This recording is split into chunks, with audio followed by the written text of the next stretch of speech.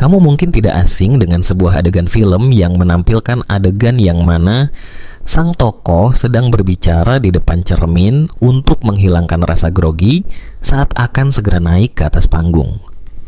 Dia berbicara pada dirinya sendiri bahwa dia harus tetap tenang sembari memejamkan mata dan menarik nafas panjang. Dia mensugesti pikirannya dengan, "Ayo bisa, kamu pasti bisa." Hal yang lumayan menggelitik, bukan? Kita sering mengatakan bahwa yang paling mengenal kita adalah diri kita sendiri. Kemudian, coba pikirkan lagi deh. Apa iya ada jiwa yang begitu lama tidak diajak bercengkrama? Saat kamu sibuk merawat perasaan orang lain, ia adalah jiwamu sendiri.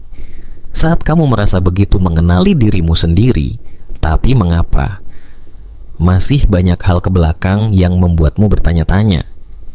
Dulu ngapain ya gua gitu? Gua gak ngerti kenapa kemarin bisa salah milih. Bisa-bisanya dulu gua suka sama dia. Manusia terus-menerus berubah. Bisa jadi pertanyaan-pertanyaan yang membuatmu heran justru yang kembali membuatmu heran di masa depan. Mengenali diri sendiri adalah perjalanan hidup, tapi mengenali dirimu hari ini adalah keharusan yang harus disegerakan. Pernah nggak sih kalian melihat burung gereja yang hinggap pada kabel listrik yang membentang melintasi kota?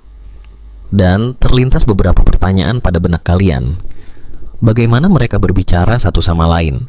Apakah mereka bisa membedakan burung gereja yang baru saja diajak bicara dengan burung gereja yang akan mereka ajak bicara yang datang setengah jam kemudian? Lantas bagaimana dengan manusia? Apakah orang lain akan mengingatmu jika tidak berkarakter? Bagaimana kamu dapat diingat oleh orang lain jika tidak membekas di hati mereka? Bagaimana seseorang dapat diterima dengan cepat saat ia baru saja masuk ke dalam suatu lingkungan yang asing?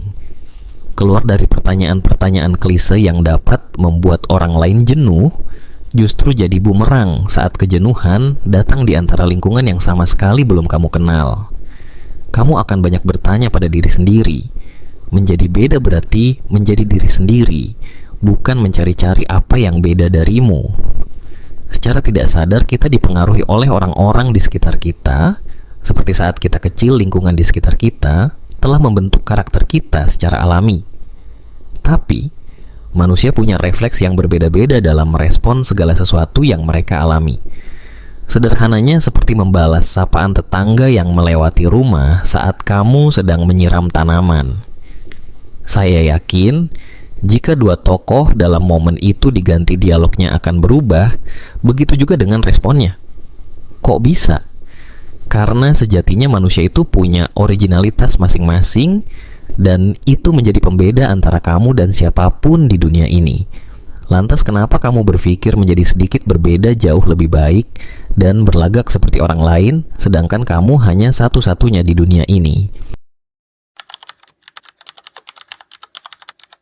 Saya banyak membuat coretan yang kutumpuk di dalam notebook bersama catatan penting lainnya. Sungguh setiap garis yang kubuat memiliki kecemasan yang besar. Seperti apakah akhirnya nanti? Apakah akan menyenangkan? Ataukah akan berakhir seperti sebelumnya? Memendam perasaan sampai lambat laun hilang dengan sendirinya. Perasaan yang musnah dengan sendirinya adalah akhir yang buruk bagiku. Namun, belakang menjadi biasa lantaran sering terjadi. Saya menyimpan perasaan itu berhari-hari, menyimpan rasa penasaran yang akan meledak suatu saat jika bertemu dengan momen yang pas. Sayangnya tidak pernah pas. Semua terlambat karena rasanya sudah tidak relevan untuk diutarakan. Akhirnya, ku mulai lagi dari awal untuk menitikberatkan rasa penasaran ini agar tidak pernah meluap lagi jika bertemu dengan orang baru. Ada sebuah kalimat yang begitu menyita perhatianku. Hidup akan lebih mudah jika kamu tidak tahu banyak. Agaknya kalimat ini begitu menyentil kita yang masih ingin tahu ini dan itu. Bagaimana hidup ini berjalan, bagaimana menuntaskan kesedihan, atau bagaimana agar biasa-biasa saja menghadapi masalah dan tidak perlu dibarengi overthinking. Karena semua hari punya masalahnya sendiri, sekalipun serupa. Rasa penasaran untuk memecahkan suatu masalah adalah sumber masalah itu sendiri. Seperti kegagalanmu mendapatkan hati seseorang, seolah kamu dipaksa merasakan perasaan seseorang yang telah kamu tolak tempo hari. Jangan takut untuk penasaran. Dunia ini digerakkan oleh orang-orang yang penasaran. Kamu hanya harus membaca dari banyak sisi tentang apa yang ingin kamu tahu. Perasaan seseorang, hari esok, hasil dari perjuanganmu, dan apapun yang membuatmu sangat ingin tahu jawabannya. Ambisi untuk membunuh rasa penasaran berarti sadar seberapa siapa kamu untuk menerima hasilnya. Antara bahagia atau kekecewaan yang menunggumu di garis akhir. Aku ingin hidup ini banyak tiba-tibanya. Tiba-tiba berprestasi, tiba-tiba banyak uang, dan tiba-tiba cinta datang kepadaku. Namun, aku menyadari tiba-tiba yang paling realistis adalah tiba-tiba masalah datang. Masalah dalam hidup ini tidak pernah pergi, ia hanya berganti dan hadir dalam wujud yang berbeda, karena ini berhubungan langsung dengan perasaan. Karena perasaan begitu variatif, ia seolah memiliki opsi yang bisa kamu campur untuk menentukan nasib. Rasanya, caranya dan efeknya mirip seperti membeli seblak di depan rumah. Saking seringnya bertemu dengan masalah, dalam periode tertentu kamu akan merasa gundah karena hidup seolah baik-baik saja selama beberapa hari ke belakang. Entah sudah seberapa sering masalah datang silih berganti. Kamu adalah jiwa yang sudah tidak terhitung berapa kali berhasil melewatinya. Tetaplah tenang meski masalah masih menggenang.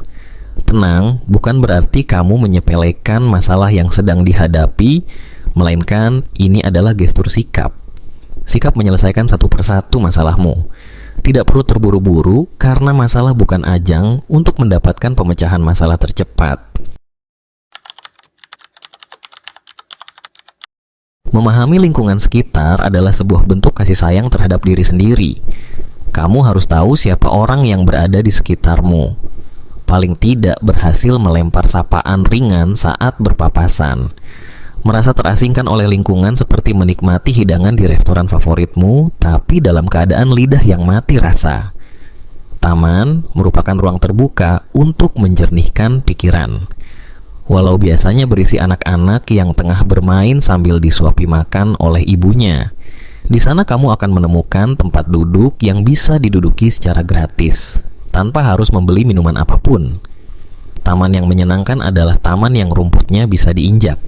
Karena saat kamu tidak diperbolehkan menginjak rumput, itu sama saja seperti melihat kebahagiaan yang hak kepemilikannya tidak kamu pegang. Taman harusnya menjadi ruang riang gembira bagi orang-orang yang ada di sana. Banyak yang berdatangan, membawa begitu beratnya beban pikiran.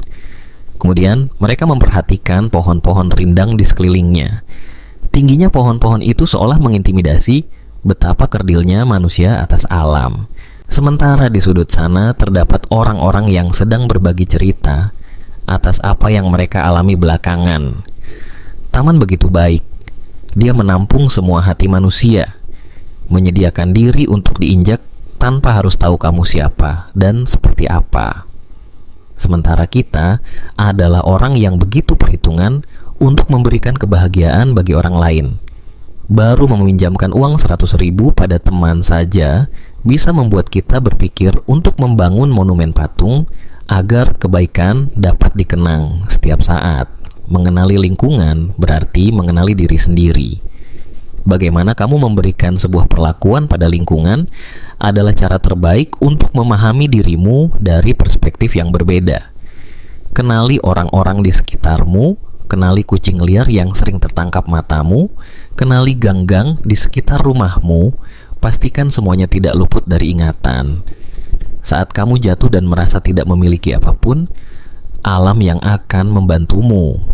Orang-orang yang tak disangka akan mengulurkan tangan, kucing-kucing tadi akan menghampirimu, dan gang-gang rumahmu akan menjadi pendengar dari keluh kesahmu. Taman yang tadinya hanya menjadi tempatmu merenung adalah bukti bagaimana manusia telah diperlakukan baik oleh alam.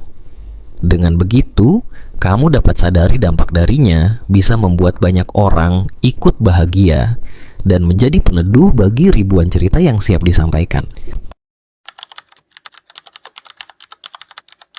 Saat kita memahami bahwa perasaan bersifat diterima dan bukan diberikan, bahagia akan selalu menjadi sasaran utama.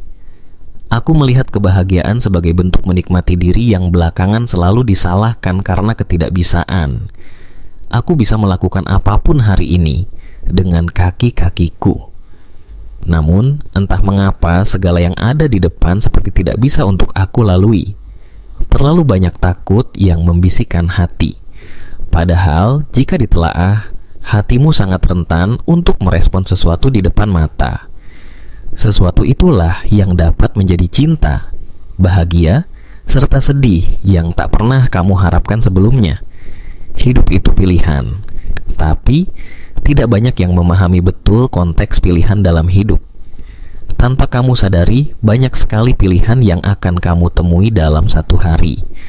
Hal itu bisa tentang menu sarapan, rute perjalanan ke kantor, bagaimana kamu menyapa orang kantor di pagi hari, dan masih banyak lagi. Begitu banyak pilihan untuk menentukan kemana hari berjalan, sekalipun kamu melakukan hal yang sama saat sampai di rumah. Namun, kamu akan menemukan pilihan-pilihan ini sebagai pola yang akan begitu menentukan kejadian yang berlangsung, dari detik ke detik ataupun jam ke jam. Saat hari-hari begitu membosankan karena kamu merasa tidak adanya pembaruan, kamu akan menyadari bahwa setiap hari telah memutuskan hal yang sama. Hal yang membuatmu tidak mau mengambil risiko. Semua persoalan yang datang adalah pilihan yang membuatmu berakhir seperti hari kemarin. Lantas, jika hari ini kamu dibelenggu oleh kebosanan, sadarkah bahwa setiap hari kamu tidak melakukan pembaruan? Kenapa perjalanan keluar kota atau bertamasya ke tempat liburan adalah momen yang selalu dinanti semua orang? Karena memutuskan pilihan untuk pergi memiliki risiko. Seperti menghabiskan tabungan, sekalipun konteksnya kamu membayar untuk kebahagiaan. Hal yang tidak pernah kamu pilih sebelumnya akan menjadi alasan harimu berbeda. Seperti mengenakan kaos putih saat setiap hari selalu mengenakan kaos berwarna hitam. Aku tidak menjamin bahwa keputusanmu akan baik untukmu. Bisa saja kaos putih memang tidak cocok untukmu karena kamu orang yang sering berkeringat atau sehari-hari memang melakukan pekerjaan yang berisiko kotor. Keputusanmu menentukan pilihan di hari itu dan menjadi jawaban yang akan terkumpul pada malam hari. Pengalaman ini akan menjadi jawaban atas kejenuhan yang menimpamu. Di sini, kamu tidak memerlukan orang lain.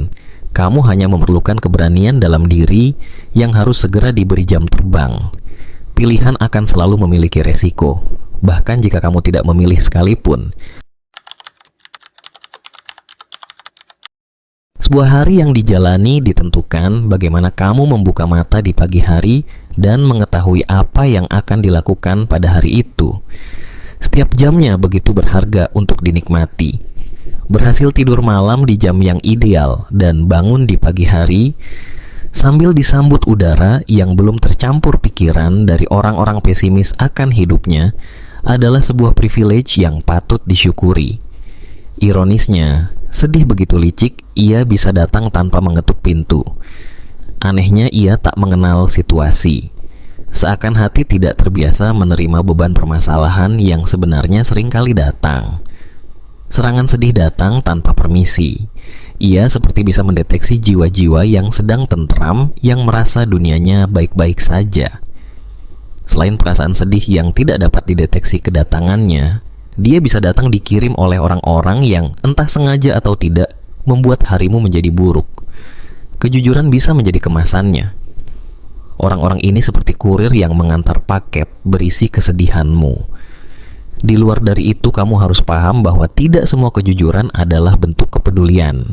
Dalih kejujuran kadang menjadi papan seluncur bagi orang yang dengan sengaja ingin menyakiti hati. Namun, tujuan memahami ini bukan untuk membuatmu berprasangka buruk. Cobalah memahami bagaimana ia mengungkapkannya dan konteks yang membuatmu harus menganalisis sebelum menyimpulkan.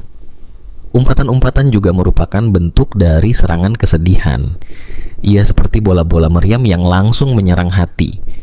Hal yang juga harus kamu sadari bahwa hati memiliki benteng pelindung. Sayangnya jam terbang kadang tidak memengaruhi. Semakin besar dan banyak hujatan tidak menjamin hati menjadi kuat untuk menopangnya. hatimu tetap punya batas dan batasan tersebut sepenuhnya ada di dalam pikiranmu.